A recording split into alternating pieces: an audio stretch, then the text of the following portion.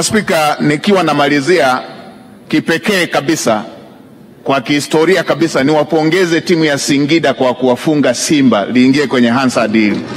Goli 3-1 ni ushindi mkubwa sana, mambo yaliyotokea kule Babati, na nimemuomba radhi Mheshimiwa Waziri Mkuu kwamba sikuwatuma, mimi nilikuwa kwenye majukumu alionituma, kwa hiyo hayo walifanya tu wenyewe na wamefuzu kucheza fainali. Hiyo ni hatua kubwa, na Mheshimiwa Kingu pamoja na wabunge wa Singida wanakusubiri Mheshimiwa Spika upongeze kama unavyofanyaga kwa timu zingine. Mwisho kabisa, napenda kukushukuru tena wewe mwenyewe Mheshimiwa Spika kwa kunipa fursa ya kuwasilisha hoja hii ndani ya bunge lako tukufu.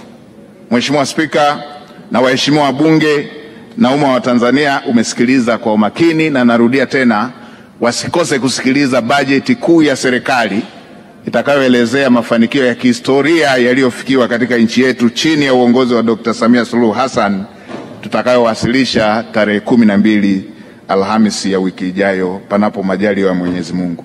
Hotuba hii inapatikana katika tovuti ya Wizara ya Fedha ambayo ni www.mof.go.tz.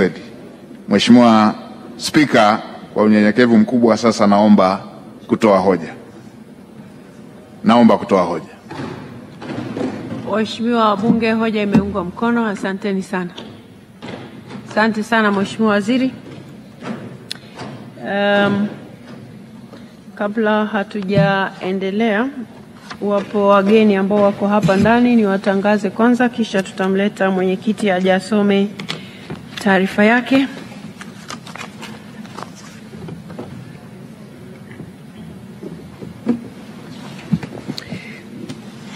Lakini pia ili kumbukumbu za Mheshimiwa Waziri zikae sawa, huwa sipongezi kila timu inayoshinda timu nyingine. Huwa napongeza timu iliyopiga hatua fulani, kama ni hapa nchini au nje ya nchi. Na ndio maana hamjawahi kunisikia hapa nikiipongeza Mbeya City kwa kuifunga Stand United. Kwa hiyo sipongezi kwa magoli, napongeza kwa hatua, kwa sababu bunge hili ni bunge la wananchi, sio bunge kwa ajili ya ushabiki wa mpira, na kiti cha spika lazima pia kiwe na sura hiyo, sio sura ya kuegamia upande wowote wa timu. Kama ambavyo timu yoyote ambayo itashinda ligi kuu itapongezwa hapa ndani na kiti cha spika. Kwa hivyo sijajua itakuwa ni timu gani sijajua. Ama timu pia itakayoshinda kombe lingine itapongezwa. Kwa hiyo Mheshimiwa Waziri, uwe na amani kabisa. Hatupongezi kwa magoli. Wageni waliokaa jukwaa la spika, kwanza ni wageni wa Mheshimiwa Dr. Mwigulu Lameck Nchemba Madelu, Waziri wa Fedha. Tutaanza na Dr. Natu Mwamba, Katibu Mkuu. Karibu sana.